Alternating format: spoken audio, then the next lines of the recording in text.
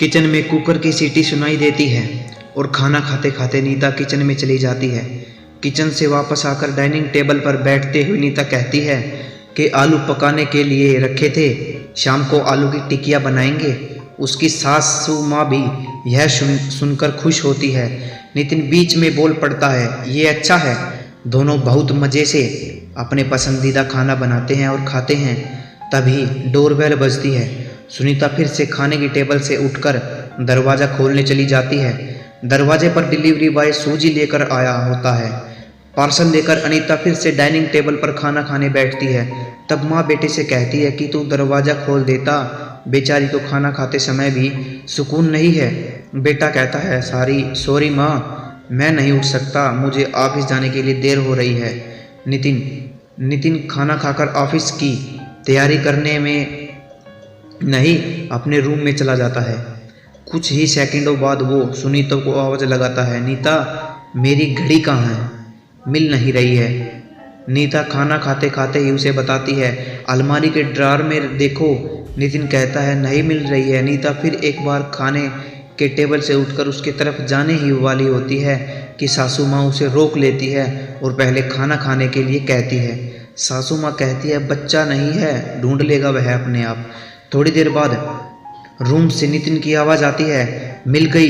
Dining table पर दोनों सास बहू एक दूसरे की तरफ देखकर मुस्कुराते हैं। अगले दिन सुबह सुबह नितिन अपने बेडरूम में कोई फाइल ढूंढ रहा होता है और उस फाइल को ढूंढने के चक्कर में उसने पूरा कमरा तहस नहस कर दिया होता है। नितिन बड़बड़ा रहा होता है, इस घर में कभी कोई चीज़ अपने ठिकाने पर मिलते ही नहीं। इन औरतों को भी कोई काम नहीं है, इसलिए हर चीज़ इधर उधर कर देते हैं। नीता अपने कमरे में आकर कमरे का बुरा हाल देखती है तो नितिन से पूछती है कि ये क्या कर रहे हो? नितिन कहता है, वह फाइल कहाँ है जो मैंने तुम्हें परसों दी थी? नीता तुरंत तो वहाँ फाइल निकालकर नितिन के हाथों में थमा देती है और उससे कहती है कि एक बार मुझसे पूछ लिया होता, पूरा कमरा फैला के रख दिया। पति पत्नी की यह बातचीत माँ भी सुन रही होती है, जिसका नितिन को पता नहीं होता। अब माँ और नितिन को सबक सिखाने के लिए प्लान बनाते हैं।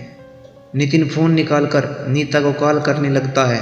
तब माँ उसे रोकते हुए कहती है, फ़ोन मत कर, माँ के घर ही तो गई है, आज आएगी 2-3 दिन में।